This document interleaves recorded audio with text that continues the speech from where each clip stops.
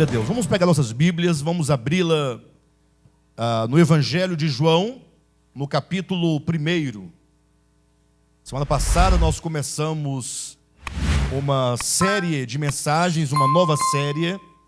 Essa série não está determinada quanto tempo vai durar, porque nós queremos fazer com bastante calma, sem pressa, porque às vezes a pressa acaba nos impedindo de tratar com minúcias, com detalhes, aquilo que é extremamente importante. Tá bom? Então nós vamos ministrando até quando o encargo esgotar. Quando o encargo que Deus nos deu, ele se esgotar, aí nós mudamos o tema geral, lógico, né?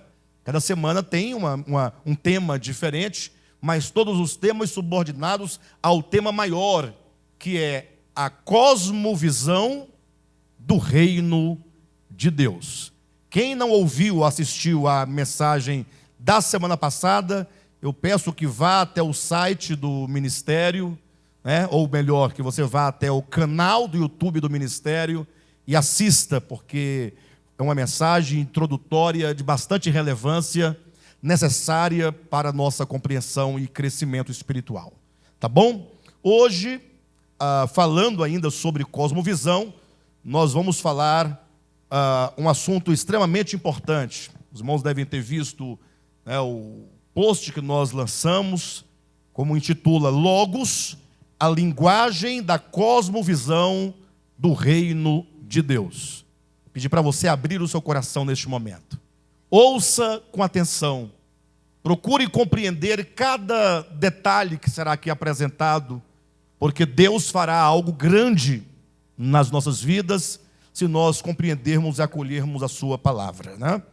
Então, João capítulo 1, quero ler com vocês, do versículo 1 até o versículo 14. Diz assim o texto bíblico: No princípio era o Verbo, e o Verbo estava com Deus, e o Verbo era Deus. Ele estava no princípio com Deus. Todas as coisas foram feitas por intermédio dele, e sem ele nada do que foi feito se fez. A vida estava nele, e a vida era a luz dos homens. A luz resplandece nas trevas, e as trevas não prevaleceram contra ela. Houve um homem enviado por Deus, cujo nome era João. Este veio como testemunha, para que testificasse a respeito da luz, a fim de todos virem a crer por intermédio dele. Ele, João Batista, não era a luz, mas veio para que testificasse da luz, a saber, a verdadeira luz que, vinda ao mundo, ilumina a todo homem. O Verbo estava no mundo, o mundo foi feito por intermédio dele, mas o mundo não o conheceu. Veio para o que era seu, e os seus não o receberam.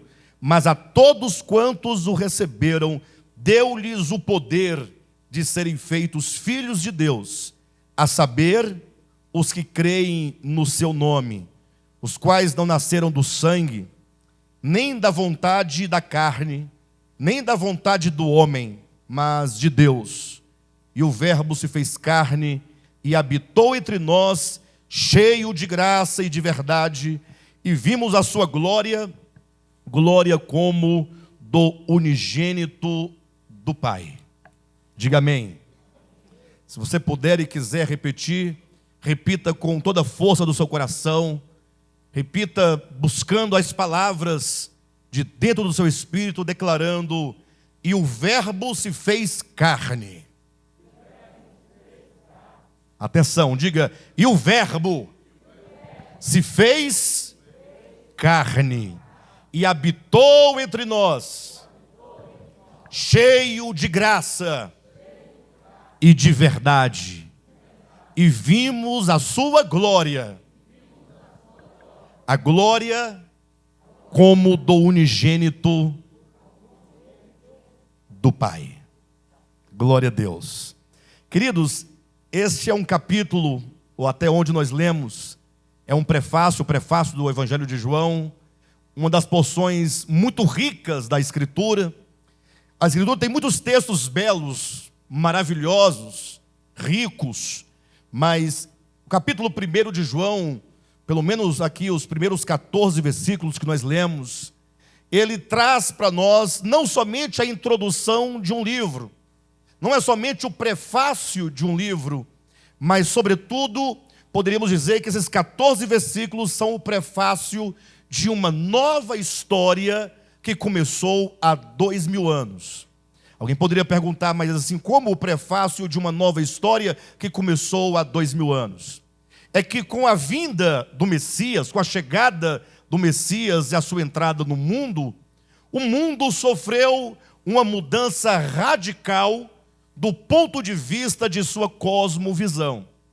Nós falamos aqui na semana passada o poder que é e que possui a cosmovisão dentro do homem.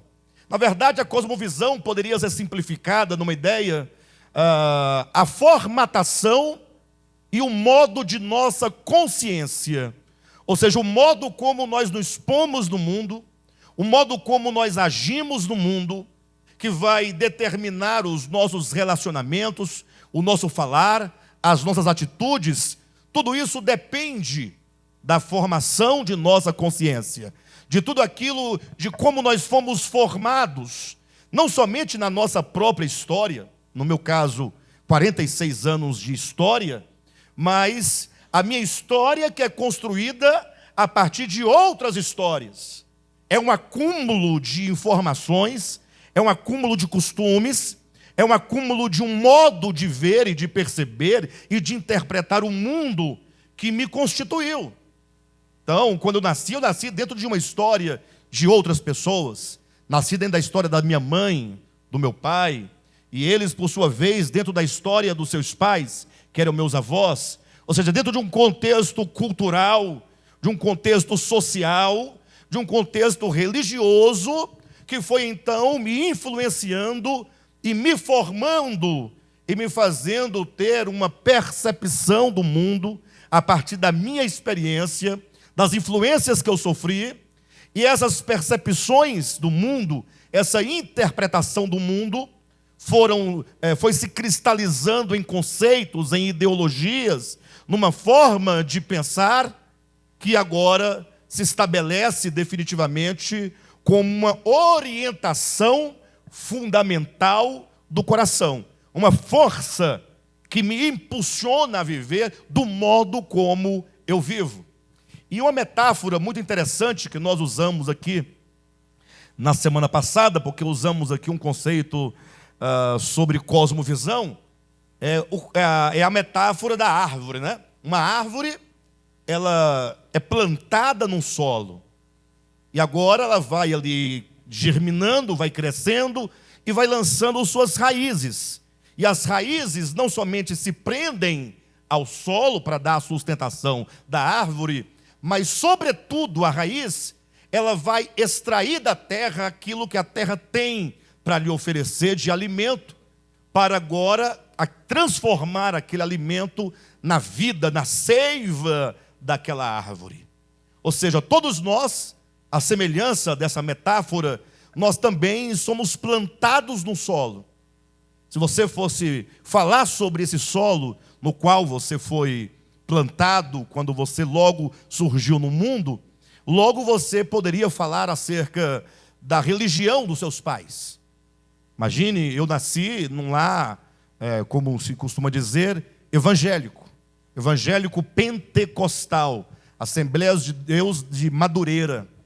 Então, imagine vocês que eu tive toda uma orientação e uma formação, um modo de ver, um modo de interpretar, que foi me constituindo. Lógico que houve outros fatores além deste, né, que também me influenciaram, a escola, a família maior, né? De todo modo, cada um de nós temos essa formação a partir desse solo onde nós fomos criados. Mas quando se fala de cosmovisão, não podemos pensar somente na nossa própria experiência, porque nós não somos exclusivos na história. Nós somos seres históricos. Como seres históricos, você se alimenta da história. A história te forma. Nós somos, digamos assim, do mundo ocidental. O mundo ocidental tem uma maneira de ver o mundo, tem uma maneira de interpretar o mundo. Me recordo quando uma pessoa fez uma viagem missionária para a África, um dos países da África, não me recordo qual exatamente, e quando ela voltou, ela me contava como ela se sentiu estranha naquele lugar, porque lá os costumes, o modo de perceber o mundo e de agir no mundo era muitíssimo diferente do modo como aqui no Brasil nós fazemos. Imagine você indo digamos, à Índia, os costumes, a religião, as orações, tudo é muito diferente. Então, quando nós falamos de cosmovisão, nós vamos nos deparar com muitas cosmovisões distintas, diferentes. Mas para nós, enquanto Igreja de Jesus Cristo, nós precisamos de nos amparar em algo seguro. Porque alguém pode perguntar, como julgar se esta cosmovisão é melhor ou é mais apropriada do que aquela outra cosmovisão? Não é assim? Digamos, há uma luta e uma batalha muito grande entre os crentes. Os crentes lutam uns contra os outros em termos doutrinários, porque um pratica de um modo, o outro pratica de outro modo, cada um com seus costumes, cada um com a sua maneira de entender o Evangelho, muito diferente um do outro, inclusive. E nós temos que perguntar, qual é a nossa segurança de estabelecer uma cosmovisão que seja de fato e de verdade segura, para que eu possa começar a trabalhar uma nova cosmovisão em mim, no sentido de voltar às minhas origens, aquilo que me construiu, aquilo que me edificou, e refazer aquilo que tem que ser refeito. E o ponto que nós usamos para fazer a transição é chegando até as nossas percepções do mundo. O que você julga por moral, o que você julga por ético, o que você julga de verdadeiro, o que você julga de santo, o que você julga ser a vontade de Deus, o que você julga ser ou não ser pecado. Ou seja, nós temos que voltar até essas percepções que nós recebemos ao longo da nossa trajetória e começar a corrigir. Mas a pergunta que vai definir exatamente isso é: qual a cosmovisão que nós temos a segurança que eu posso absorvê-la, trabalhá-la em mim, para que essa cosmovisão possa determinar o meu me pôr no mundo, o meu ser no mundo, o meu viver no mundo. Nós vamos apresentar, portanto, o próprio Jesus de Nazaré, o homem excelente da história, como sendo ele a própria cosmovisão que nós precisamos absorver. E nós vamos trabalhar isso de maneira intensa em toda essa série. Mas quando eu dizia que o capítulo 1 de João é um prefácio de uma nova história, é exatamente em razão de que quando você olha para as páginas do Antigo Testamento, pense comigo neste momento, de Gênesis a Malaquias, nós temos ali, pelo menos, segundo a cronologia bíblica, 4.000 anos de história da humanidade. Entenda esses 4.000 anos como sendo 4.000 anos pedagógicos. Não vamos debater questões científicas, porque não é o objetivo nosso, nem de Deus, nem da Bíblia.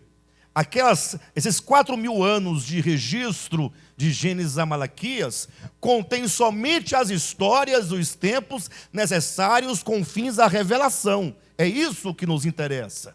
Não pense você que a história do mundo inteiro, desde as suas origens, estão nesses 39 livros do Antigo Testamento, porque nem caberia, inclusive. A Bíblia também não é um livro de história, nem de antropologia.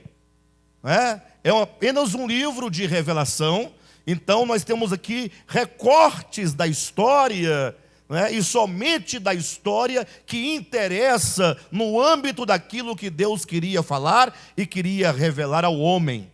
De modo que quando nós olhamos, portanto, para esses 4.000 anos pedagógicos, entre Gênesis e Malaquias, nós vamos ver que a Escritura nos mostra como que todos aqueles homens das genealogias, tomando Adão pelo princípio, conforme ali a humanidade foi se desenvolvendo e foi crescendo, até que ela ganha, a Escritura ganha uma forma mais definida na história do povo de Israel, e a história do povo de Israel vai dominar todo o Antigo Testamento quase que por completo, porque a história da humanidade antes de Israel só vai mesmo de Adão até a Torre de Babel. São 11 capítulos de Gênesis somente.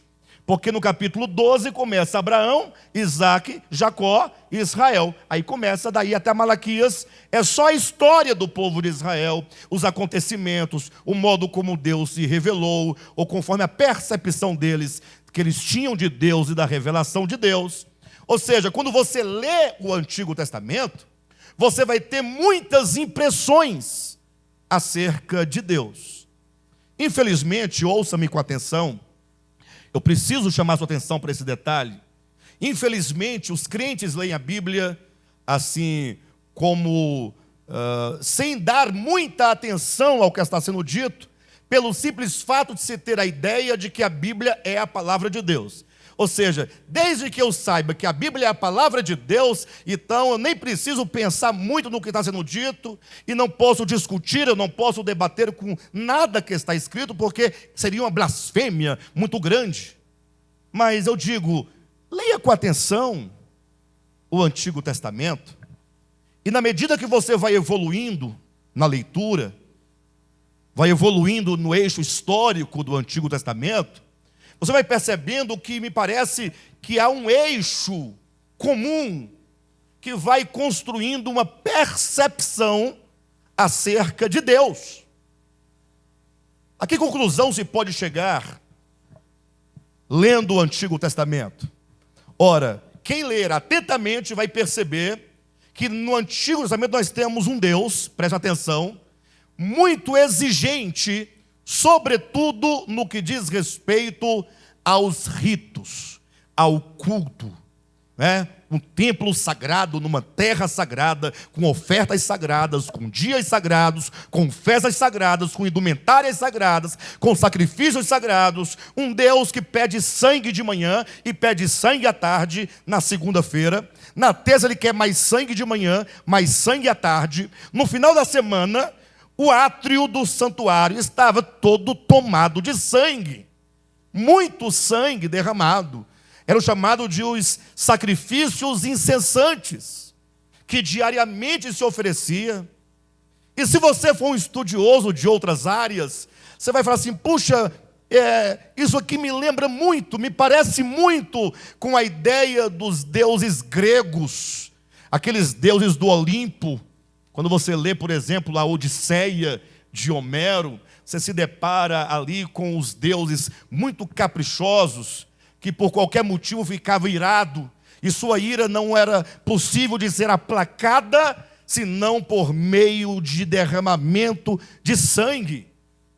Mas, graças a Deus que mesmo no Antigo Testamento, se você ler, por exemplo, o Salmo de número 50, hora ou outra tinha um lampejo, né?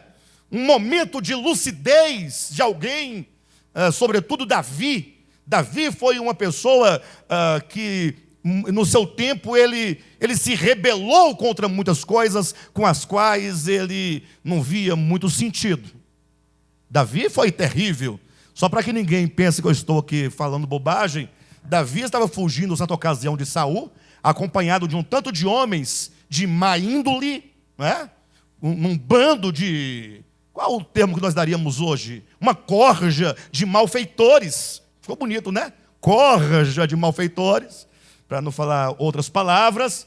E Davi, não tendo escape, só viu o templo diante dele, no caso, o tabernáculo, e ele pensou, se tem um lugar que Saul não vai me encontrar, é dentro do tabernáculo, porque lá ninguém pode entrar. Deus não deixa ninguém entrar.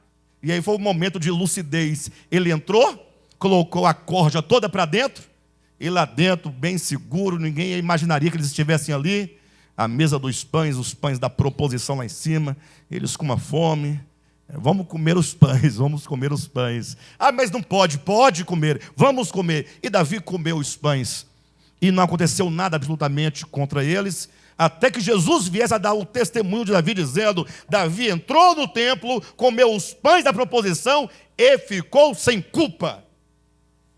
Mas, no geral, a ideia era de um Deus muito rigoroso, que lançava raio na cabeça das pessoas, que mandava sair 2 ursas de dentro do mato para poder matar pelo menos uns quase 50 meninos. Era um Deus vingativo, era um Deus que tomava a terra dos outros e que mandava o seu povo entrar na terra alheia, matar todo mundo. E mesmo na terra que não havia sido prometida, se eles entrassem, eles podiam entrar e escravizar o povo, e cortar a cabeça dos velhos, das mulheres, das crianças. Eu sei que as páginas do Antigo Testamento estão banhadas de violência, e estão banhadas de sangue. Para que vocês tenham uma ideia, o Salmo de número 137, salvo engano, é um salmo de um camarada que estava no cativeiro babilônico, um judeu, um hebreu. Pensa comigo o tipo de oração. E ele está lá, escravo em Babilônia, e aí ele diz assim na oração: olha, os babilônicos nos pediram que nós cantássemos os hinos lá de Jerusalém. Eles acham tão bonito nossas canções, tudo em tom menor. Canções em Lá menor, em Mi menor, em Ré menor, Fá sustenido menor. Aquelas canções tristes. O tom menor não traz uma melancolia, uma coisa assim bem chorosa. E eles queriam que os hebreus tocassem suas harpas. É ele orando, o salmista está orando, né? E eles disseram: nós não entoaremos as canções em terra estranha. Nós vamos pendurar as nossas harpas nos salgueiros e nós não vamos cantar enquanto não voltarmos para a nossa terra. Então era uma oração de quem estava sofrendo no cativeiro babilônico.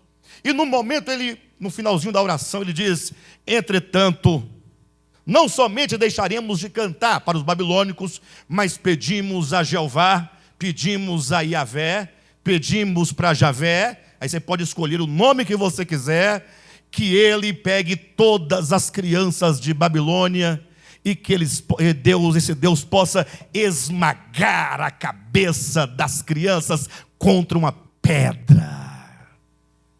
Aí o povo podia responder: aleluia, amém, que assim seja. Daí o cristianismo, ao ler o Antigo Testamento, foi sendo constituído dessa cosmovisão, dessa percepção de um Deus mau, de um Deus vingativo, de um Deus irado, de um Deus incapaz de perdoar se o sangue não correr pela canela.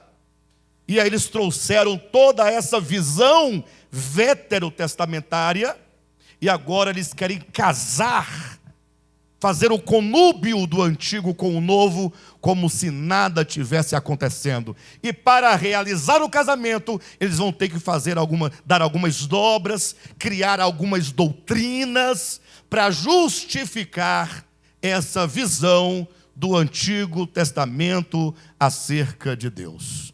Me pergunta: pastor, mas não estou entendendo mais nada. Você está dizendo então que está errado essa narrativa do Antigo Testamento? Eu diria 2 coisas. Primeiro, o Deus do Antigo Testamento é o mesmo Deus do Novo Testamento. Alguém fala: não, para mim não, porque quando eu leio eu vejo uma grande diferença. Eu digo: a diferença não está em Deus, que é único. A diferença está na percepção do homem do seu tempo. Um homem que morava num tempo da barbárie, num tempo de que a guerra era um meio de sobrevivência, era um meio de existência. Um tempo em que o homem não tinha os parâmetros da justiça, da equidade, da ética. Um homem que vinha ainda na sua evolução muito precária, que para que contesse um pouco, ou que fosse contida um pouco a violência deste povo, foi preciso criar uma lei que se diz olho por olho e dente por dente. Para nós isso é um absurdo. Para Para o homem do século 21, ou para o cristão, olho por olho, dente por dente, é um escândalo. Por que é um escândalo? Porque olho por olho significa, olha, se teve uma briga lá entre os vizinhos, e o vizinho furou o olho do seu filho, você não deve furar os 2 olhos do filho dele. Vá lá e fure somente um.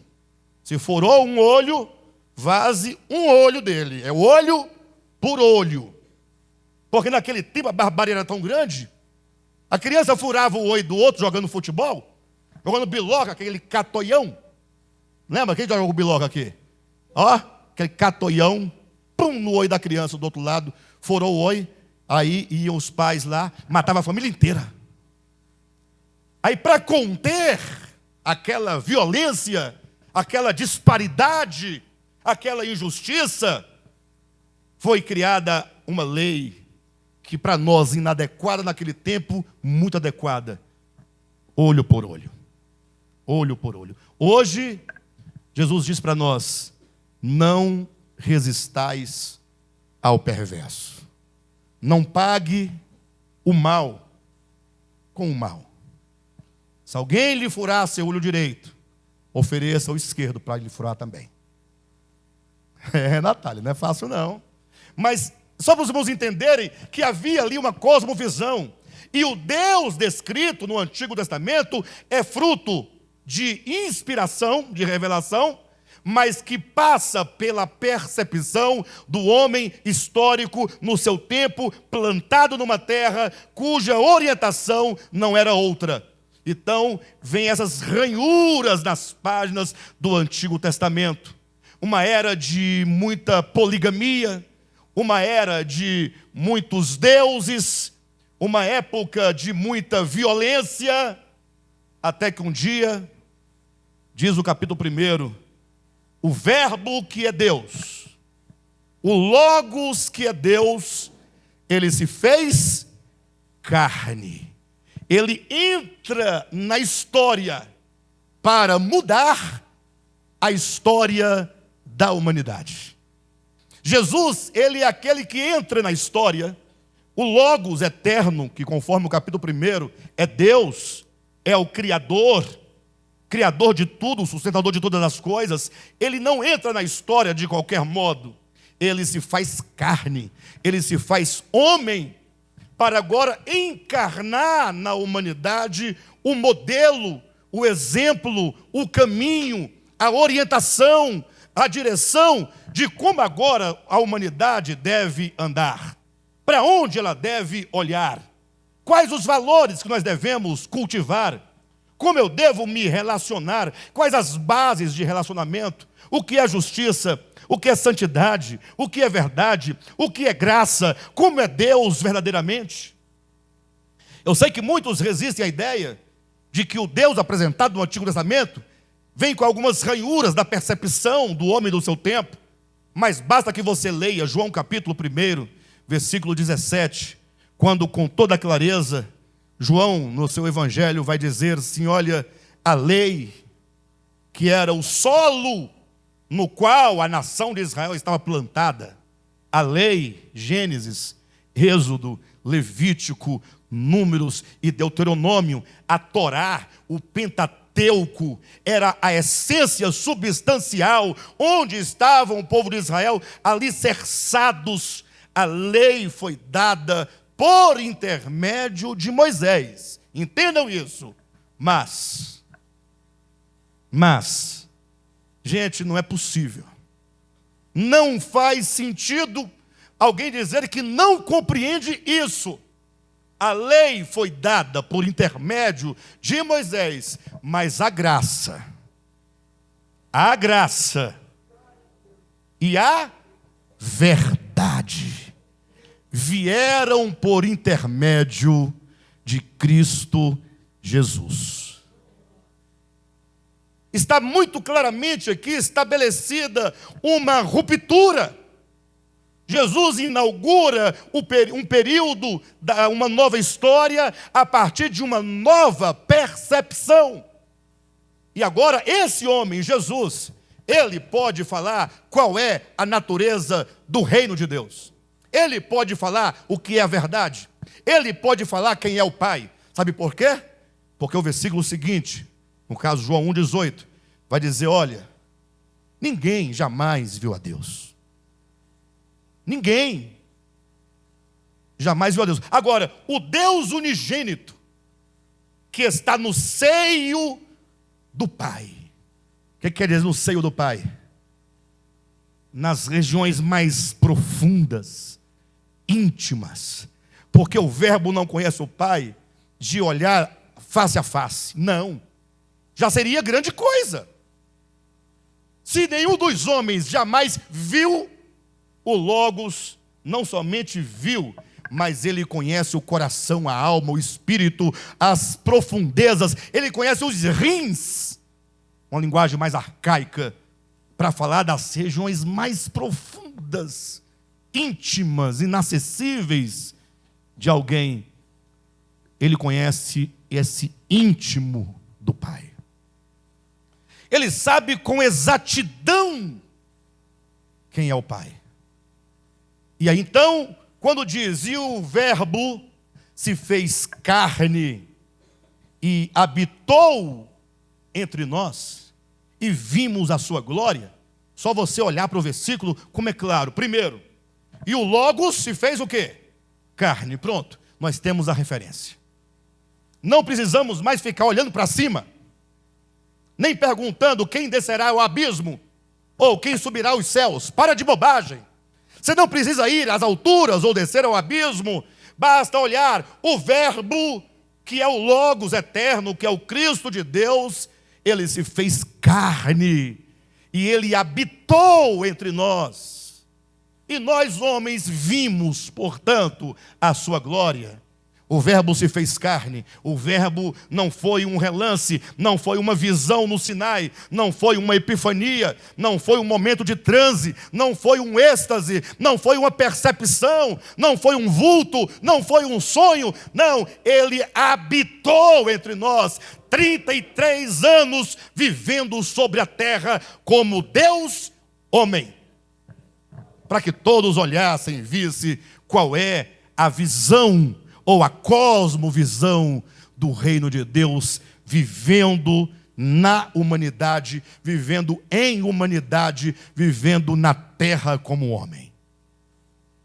Então ele inaugura, o capítulo 1 está dizendo, olha, a partir de agora o Logos entrou no mundo e estando no mundo, olhem para ele. Mas vamos ser mais específicos sobre isso. Quando você encontra e o Verbo era Deus, o Verbo estava com Deus, e o Verbo se fez carne. Essa palavra verbum, do latim, ela é apenas uma palavra que foi colocada na Vulgata, porque a Bíblia foi traduzida do grego, né, no caso do Novo Testamento, do grego para o latim. Colocou o verbum, que deu verbo na sua Bíblia. Aí você fica sem saber, o Verbo se fez carne, o Verbo. Para alguns não faz sentido nenhum essa expressão, o Verbo se fez carne. É o Verbo, deve ser coisa boa, né? Mas para o bom estudioso, ele vai, já sei, o Verbo, tem o verbo irregular, tem o verbo regular, tem o verbo indefectivo, tem o verbo anômalo, ó. Tem o verbo transitivo direto, tem um indireto, tem um bitransitivo, tem nada a ver. Esquece tudo isso. Você tem que entender que a palavra verbo remete ao grego o logos. Não mudou nada para mim, ficou do mesmo jeito. É só você entender que todos, entenda que João não foi o primeiro a usar a expressão logos. Logos não é uma palavra criada por João. Logos é uma palavra que foi tomada dos gregos por João, desde Heráclito, do 6º século antes de Cristo, e ele atualizou essa expressão no seu evangelho, porque Heráclito já dizia que o Logos era a razão de todas as coisas. era a consciência cósmica e universal que ordena o universo, que cria o universo, que embeleza o universo, que sustenta o universo. Em outras palavras, o Logos é a alma do universo. Pastor, mas não dá um panteísmo? Não. A alma do universo quer dizer, se não é o Logos gerando na imanência desse cosmo, não haveria nem mesmo uma formiga. Então a palavra Logos pode ser entendida por consciência. Consciência. Você traduzir Logos por consciência, você está fazendo um gol de placa. Mas por que eu não coloco a palavra? Porque também poderia ser por palavra. A palavra se fez carne, também é devida. É um sentido também.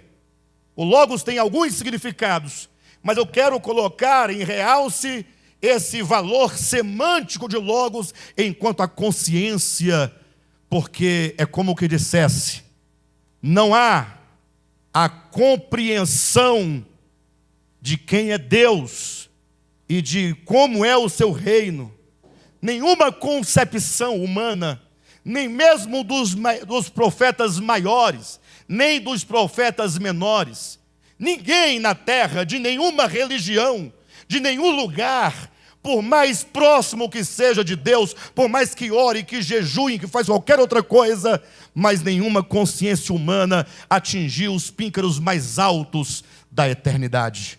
Por isso que João começa dizendo assim, olha, no princípio, ele busca longe, ele não busca no tempo. Não é Moisés no Sinai. Moisés subiu um montinho, velho, bem baixinho, Monte Horebe. Ah, é alto, já fui lá. Pois é, mas Jesus, o Cristo, é aquele que vem das alturas. O Evangelho de João começa do alto, trazendo a consciência divina para os homens. É uma consciência entrando na humanidade. Fala assim, olha, vocês têm que ver como Deus vê. Eu colocarei a percepção divina, a consciência divina, o olhar divino dentro de um homem chamado Jesus, para que vocês saibam então qual é a consciência de Deus. Vocês entendem perfeitamente? Então, quando diz que o Logos se fez carne, é o mesmo que hoje podemos dizer que a consciência divina entrou no mundo. Aí você agora começa a ler os evangelhos, Mateus, Marcos, Lucas e João. Mateus começa dizendo que o Cristo é o Messias, nascido de uma virgem. Bonito, é legal. Não é legal, não é? Puxa, o Messias nascido da virgem, que maravilha, tal. Os magos vão lá, os pastores, todo mundo, ouro, incenso e mirra. É um presépio bacana, o boi, o jumento, todo mundo lá. Herodes querendo matar, a história é belíssima. Marcos não falou nada do nascimento. Nada da genealogia, né? Já começa lá na frente da história. Lucas fala, não, calma, ele começa, Lucas, na sua genealogia, mostrando esse Jesus é homem. Ele é homem como qualquer homem, porque a sua genealogia remete-se e reconstrói em Adão. Bonita também, puxa, homem, ele é homem. Aí João fala, não, eu quero falar de algo maior, mais profundo. Quero falar daquele que é eterno, que é o Criador, que é a consciência, que é a força criadora, que é o tudo. Sem Ele, nada do que foi feito se fez. Essa coisa grande e inacessível entra na história.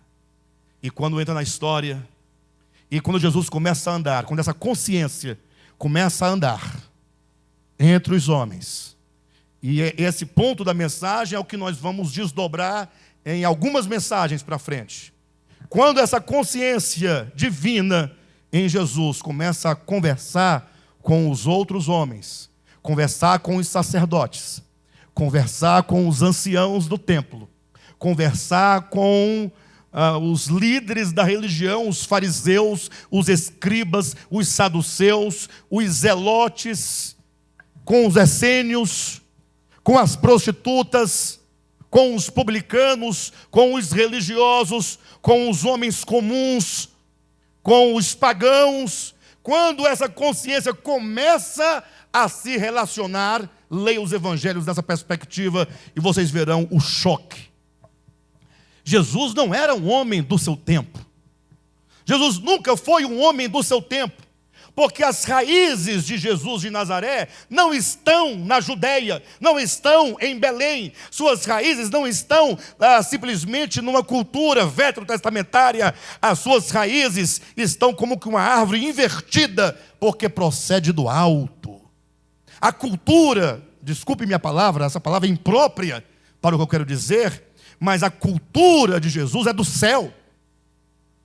Não cabe essa palavra cultura para falar do céu, mas para você entender, ou seja, tudo o que ele é, o modo de ver, de perceber, de interpretar, de agir, de tratar a criança, tratar a prostituta, tratar o fariseu, tratar os homens, era o modo do céu e não o modo da terra. Não passa pela essa visão precária, humana, caída, perversa, não poucas vezes em nome de Deus. Não passa. Daí vocês vão perceber Jesus dizendo palavras que para as pessoas daquele tempo e do nosso tempo, você fala assim, mas não faz nenhum sentido para mim?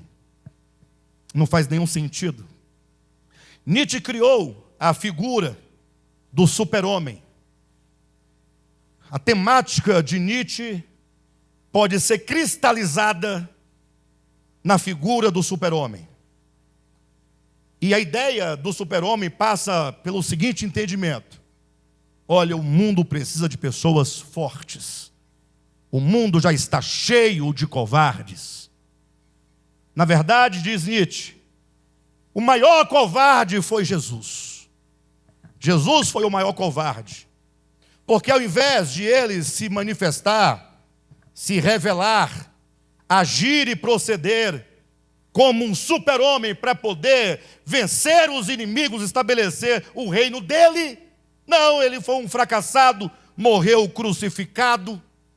E aí, para poder justificar o seu fracasso, inventou-se aí a doutrina do perdão, do amor, da não violência. Em outras palavras, quando você não dá conta, quando você é um fracote, quando você é um miserável, para não ficar muito chato, você fala, não, temos que perdoar os inimigos.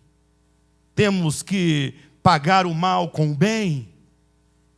Aí eu pergunto, será que a nossa cosmovisão é a do Cristo de Deus ou é a de Nietzsche?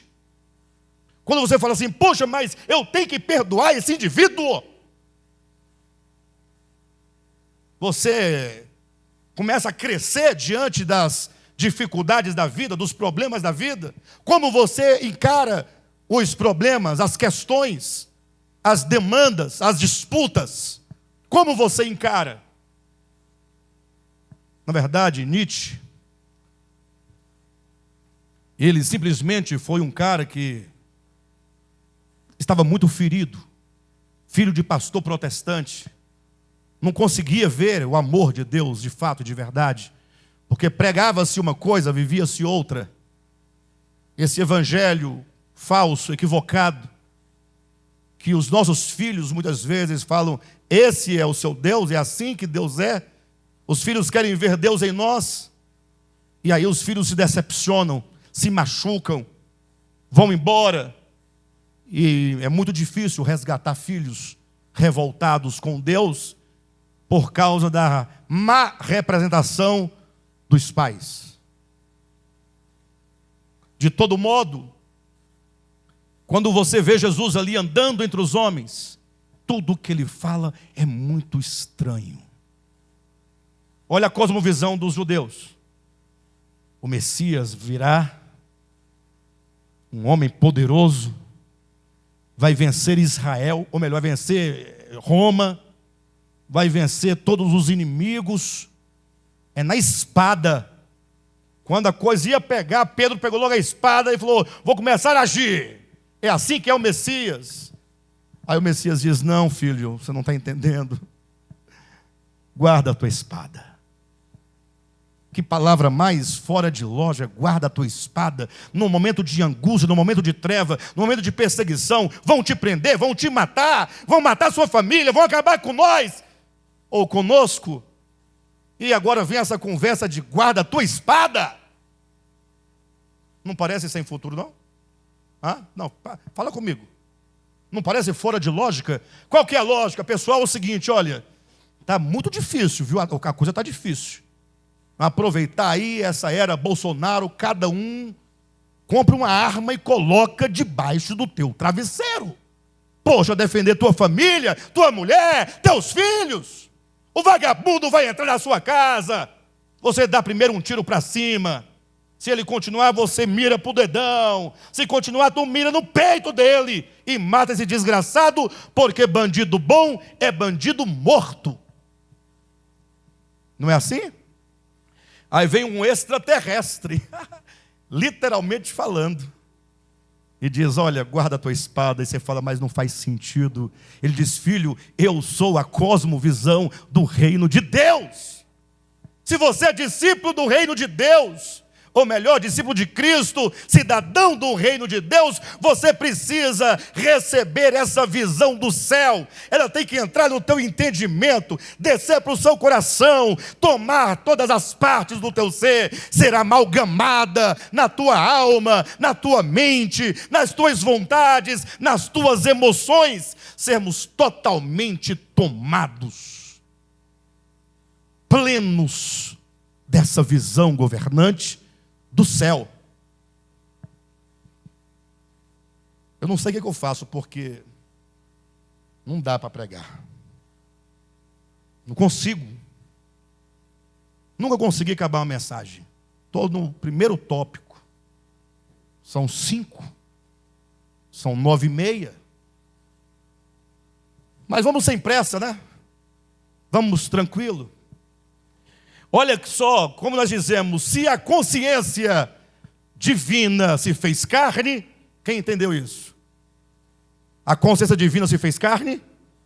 Mas o texto de João, capítulo 1, também diz que a vida estava nele, e a vida era a luz dos homens. Se a vida, que é o próprio Cristo, é a luz dos homens, eu tomei a ousadia de falar, não somente o Logos, que é a consciência divina, se fez carne, mas a luz se fez carne. A luz. Luz. A luz que resplandece dentro de todo homem. É a inteligência divina, é a revelação divina, que dissipa toda treva que você chama de luz. Há um problema nas nossas vidas. E aqui é o ponto fundamental. Nós vamos ter que bater, até nós conseguirmos enxergar o que está acontecendo. Você diz que tem luz. Todos nós dizemos que temos luz. E todo mundo quer ser uma luz mais potente que a outra luz. O crente fala, eu sou uma lâmpada de 200 watts. O cara é o católico, coitado, aquelas lâmpadazinhas de geladeira, 5 watts, só para dar uma... só uma coisinha. Eu sou um holofote, LED, queremos, mas veja que a verdadeira luz que ilumina a todo homem está dentro de você. A luz se fez carne e ela quer se encarnar em você, quer se manifestar em você. Essa luz que ilumina todo homem que vem ao mundo, é o versículo 9 de 1 João, ou João capítulo 1, versículo 9, ela quer resplandecer dentro de você. E enquanto você estiver com a sua luz acesa, a dele não pode resplandecer. A minha luz é a sua luz. A sua luz lá da Assembleia de Deus, da Batista, da Presbiteriana, da IURD, da Igreja Romana, do DEVAP. Colocar o DEVAP no meio também. Nós não somos luz nem melhor, nem pior do que ninguém. É todo humano. Cristo é a única luz verdadeira. A única luz verdadeira chama-se Jesus Cristo. Qualquer nome que não seja este não é a verdadeira luz. Pode que você, mas aqui tem coisa boa. Sim, mas não é a verdadeira luz. E tudo que qualquer denominação fizer só vai te colocar fardos nas costas. Você vai andar curvado, cansado de guardar dias, cansado de jejuns, de sacrifícios, de dízimos, de clamores, de orações que não acabam nunca. Vai andar curvado com o peso do pecado e com o peso da lei e com o peso das doutrinas dos homens. Um mero mortal religioso a caminhos largos para o inferno. Porque a luz que você tem pode não ser a verdadeira luz. Será que a luz que você tem não veio da sua religião humana, precária, que um dia alguém, por mais que tivesse boa vontade, por melhor intencionado, não te encheu de doutrinas de homens, de confusões do demônio, e você chama isso de luz? Querem ver um texto bíblico? Mateus capítulo 6. Estão com medo, pessoal? Não? Fica com medo, não.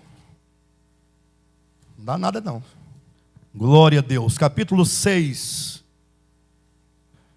Ou melhor, desculpe-me, queridos. Capítulo 6 de Mateus, versículos 22 e 23. São os olhos a lâmpada do corpo. Aqui é uma metáfora, tá? Na verdade, o texto grego ele diz que o olho, no singular, é a lâmpada do corpo. A despeito de o olho ou os olhos, entenda que esses olhos, ou este olho aqui, podemos colocar, são os olhos do coração. É a sua percepção interior. Todos nós temos uma percepção interior. Como homem, não somente um homo animal, como dizia Platão, mas ele também é um homem hermenêutico, homo hermenêutico. É um homem que questiona, que pergunta, que quer saber. E você, então, nessa sua busca de querer saber, vive perguntando muitas coisas para muita gente. Já perguntou para o padre, para o pastor, para o pai de santo, para o médium. Já perguntou para o vizinho, para o seu pai, para a sua mãe. Já perguntou para o seu avô, sua avó. Já perguntou para o seu professor. Sim ou não?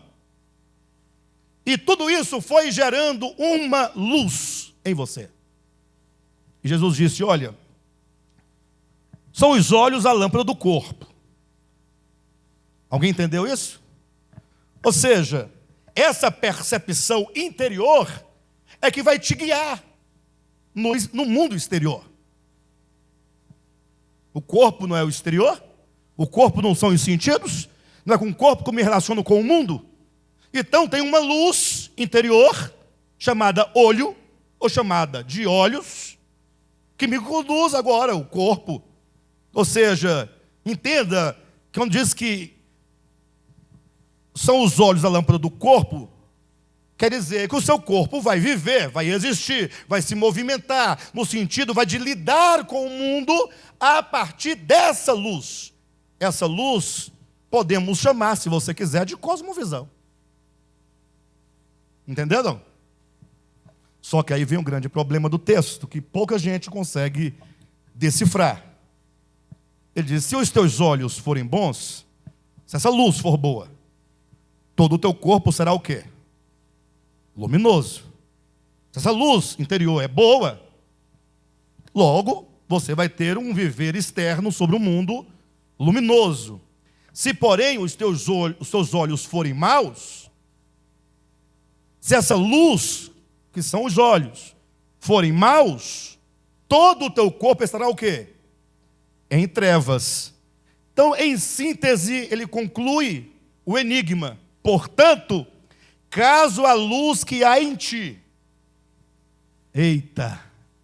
caso a luz que há em ti. Preste atenção. Você tem luz interior. Todos têm uma luz interior. Essa luz interior é o seu conhecimento místico, intuitivo, metafísico, que te governa. Entende? Porém, embora nós chamemos de luz, porque é assim que você chama luz. Está lá o crente do século XX. Misericórdia. Não, com todo respeito, porque eu estou falando de mim, que fui crente no século XX. Hoje eu sou crente no século XXI. Então, mas no século XX eu estava lá. Falando de mim, então, tá bom? Tem gente que fala, não, você não pode falar assim dos irmãos. Não estou falando dos irmãos, poxa. Estou falando de mim, pronto.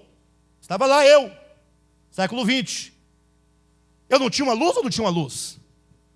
Mas essa luz serviu para bater em tanta gente. Eu bati em tantas pessoas.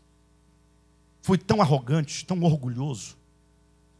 Usei a Bíblia para bater na cara das pessoas. E com a Bíblia, pá, pá. Porque quando eu encontrava alguém que não sabia nada e pensava saber tudo, e eu pensava que eu sabia tudo, dois idiotas, eu mais idiota ainda, usava a doutrina, a letra morta que não serve para nada, para mandar alguém para casa envergonhado, humilhado, e eu sair aplaudido. Mais um no ringue. Colocava para cair, beijar a lona no primeiro round. Já entrava, não dava tempo dele nem pensar. Era a luz que eu tinha. Jesus fala, caso a luz que há em ti, essa luz que você chama de luz, que leva a crente para o monte, ficar 24 horas de manhã, à tarde, à noite, orando, com os cabelos cheios de carrapicho, uma roupa até o tornozelo, com uma suvaqueira miserável, e o marido chega em casa, não tem almoço, não tem janta, não, os filhos na rua, tudo esculhambado, a cozinha cheia de louça, ninguém sabe onde está ninguém, o marido não aguentou, saiu de casa, colocaram a culpa no demônio. Caso a luz que há em ti, essa luz aí, ó, não precisa falar do século XX, não, século XXI agora, pertinho de nós, tinha lá uma pessoa que tinha uma luz interior, e ele então, para mostrar o poder de Deus, pegou uma água, colocou na boca, bochechou, e mandou o indivíduo abrir a boca, ele jogou a água dentro da boca do outro, e o outro...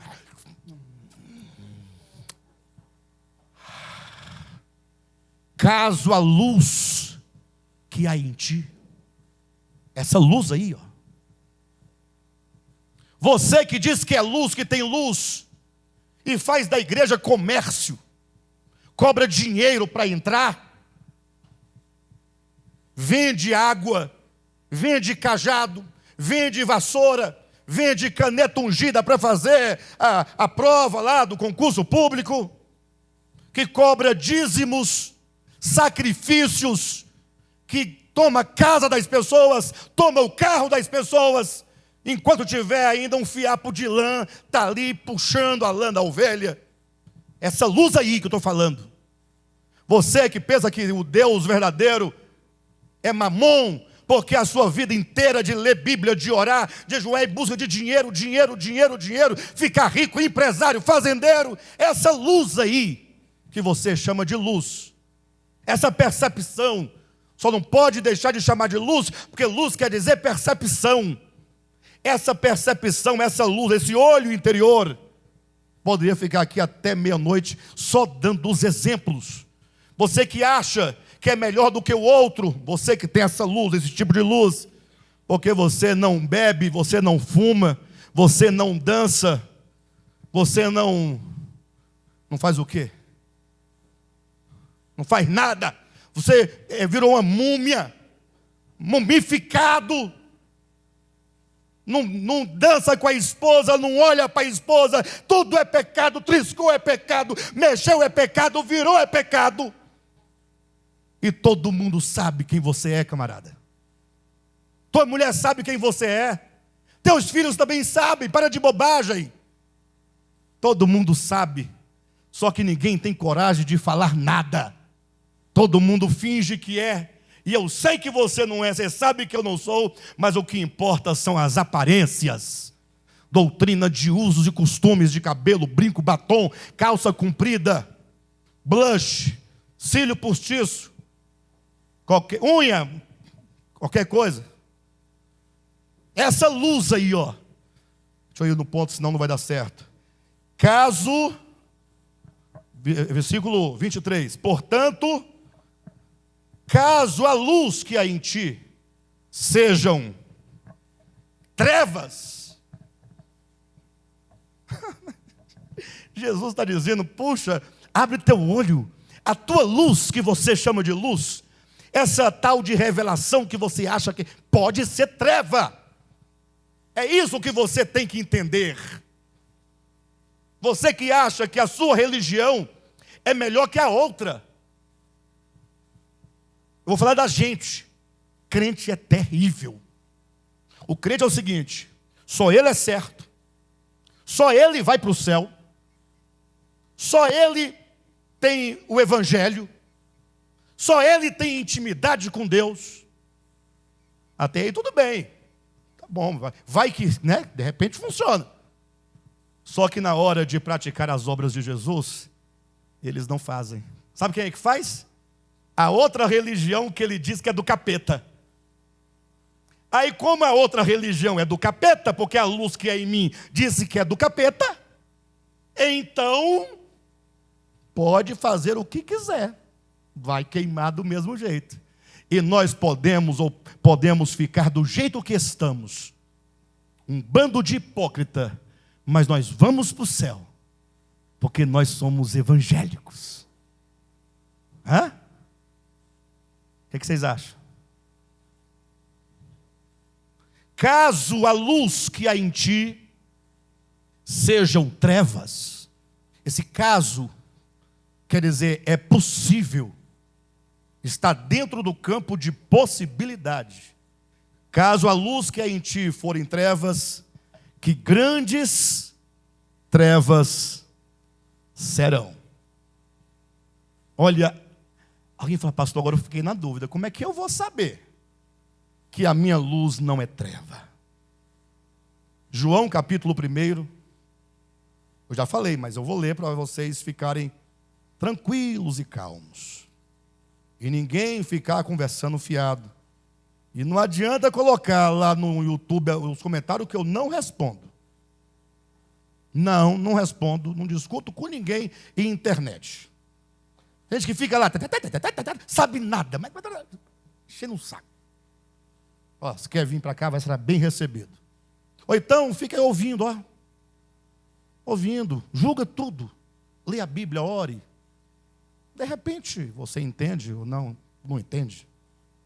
João capítulo 1, como é que eu sei que a luz que eu tenho, ela não é treva?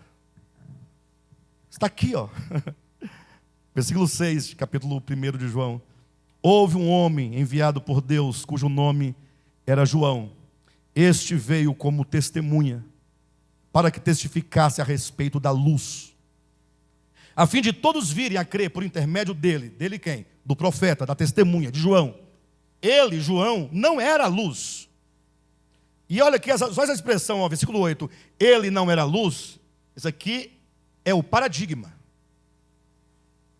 Paradigma é quando você coloca uma coisa debaixo da outra, no mesmo sentido, com a mesma natureza. Você cria um paradigma. Ele não era luz. O Alexandre não é a luz. O Devap não é a luz. A IURD não é a luz. Não acabe esse paradigma. A Assembleia de Deus não é a luz. Batista não é luz. Católica não é luz. Espiritismo não é luz. Budismo é infinito. Não é a luz. porque só tem uma luz verdadeira. Versículo 8 diz: ele não era luz, mas veio para que testificasse da luz, a saber, a verdadeira luz que vinda ao mundo, olha, a luz se fez carne, ilumina a todo homem. E eu vou dizer algo para vocês aqui. Preste atenção no que eu vou dizer, eu vou encerrar logo, logo. Mas vocês acreditam numa coisa?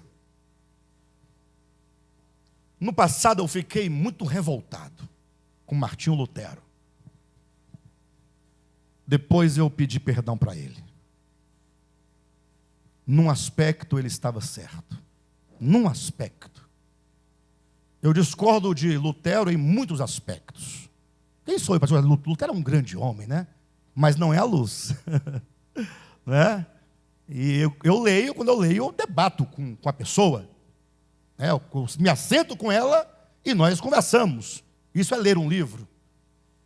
E ele disse uma vez assim, olha, não sei se vocês sabem que Lutero ele fez a primeira versão, a tradução da Bíblia para o alemão. Lutero tem a versão em alemão. Ele fez a versão da Bíblia em alemão.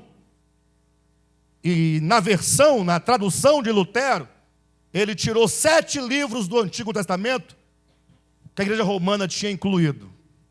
Judite, Macabeus 1, 2 e etc e tal, um tanto lá. Tirou. Só que quando ele chegou no Novo Testamento, ele falou, olha, vou tirar o Apocalipse também, ele disse. Vou tirar 2 Pedro, ele diz, vou tirar Judas. Ei, Tiago, sai, Tiago, sai. Tiago, sai. Vou tirar Hebreus. Eu falei, tá louco? Você ficou louco? E ele me respondeu o seguinte: pode ser Paulo, pode ser Pedro, pode ser João, pode ser quem quer que seja. Se o que está dito não for Jesus, é profano. Ah, mas não, gente, não dá. Não dá. Eu falei para ele, nós brigamos, feio. E na ocasião ele me falou o seguinte: você fica com Paulo, Pedro e João, eu fico com Jesus. Aí ele disse o seguinte em seguida, ele falou, agora para o teu governo, pode ser Pilatos, Judas ou Herodes, se falar em Cristo é sagrado. Isso é para você, sua luz, que quando lê um trechinho, no meio do trecho está glorificando a Deus, mas quando está lá embaixo, Chico Xavier, você é do demônio, chuta. Pastor, peraí, deixa eu ver se eu estou te entendendo. Você quer dizer que Chico Xavier escreveu alguma coisa boa? Bem, eu não sei, eu nunca li nada dele. Desafio você a ler e depois me falar. Chico Xavier diz que ele não tem nada, nem uma frase dele. Ele teria recebido de outras coisas. Ele próprio não tem. Mas a ideia para cá, não vai por aí não. Entenda. Entenda. Quando você ouvir uma palavra, feche os olhos e só escute as palavras. Se ela te leva para mais perto do bem, do belo, do justo. Lembra que Paulo falou? Tudo. Filipenses capítulo 4, versículo 8. Tudo. O que é tudo, pessoal? Tudo o que é bom. Tudo o que é justo. Tudo o que é de boa fama. Seja isso o que ocupe o teu pensamento. Poxa, aí você vai para a igreja evangélica e lá está todo mundo lá falando que Deus vai matar não sei quem, vai arrancar a cabeça, vai lançar no inferno as almas que Ele criou, e as almas vão ficar lá no fogo eternamente, dizendo ai, ai, ai. Jesus fala, manda mais fogo, manda mais, como é que é o nome do trem lá? Mais enxofre, coloca lá chifre de cão queimado. E você dando glória a Deus, porque a luz que é em ti é treva. Pastor, mas Chico Xavier é treva. Eu não sei se é treva. Eu não sei, eu não tenho esse contato. Eu dei esse exemplo para apenas você pensar: puxa, como é que eu estou julgando as coisas? Pega pelo sentido que eu estou te falando. Porque você julga o produto pelo rótulo. Pastor, então ele é de Deus? Eu não sei. Ele está salvo? Não sei, nem se você está, que dirá ele. Que eu nunca vi, que eu não conheço, nunca li um livro dele. É só um exemplo para você pensar. Ah, porque a Igreja Católica é do demônio. É, do demônio. Mas tem um tanto de padre dando show em pastores por aí. Os crentes estão deixando de ouvir pastores para ouvir padres. Uai. Jesus está dizendo: caso a luz que há em ti sejam trevas. Em nome de Jesus. Me ajuda aí, pessoal. Deve ter no Zap muita conversa agora lá dizendo: esse pastor agora. Então pega essa para você aí, do Zap. Caso a luz que há em ti sejam trevas, você pergunta: mas como é que você sabe que é treva ou não é treva? É simples. A pergunta não é de que religião você é. A pergunta não é qual é o hemisfério do planeta que você é. A pergunta é Jesus? É isso que eu quero saber. O crente vai responder que é Jesus. Eu falei: eu vou encerrar com esse pensamento. Porque me parece, se eu não estiver enganado, que o Jesus do cristianismo não é o verdadeiro. E eu explico para você. Sabe quem é o Jesus do cristianismo? É um homem que viveu, que você acreditou na história que foi contada acerca dele, embora seja uma história verdadeira, embora tenha sido um homem verdadeiro, mas você só pegou o lado bom da coisa para você. Qual foi o lado bom? Ele é Deus que se fez homem para perdoar os meus pecados, me levar para o céu. E se você não aceitar Jesus do modo como eu recebi, você vai se queimar e eu vou para o céu. Só isso que você sabe de Jesus. Quer saber quem é Jesus?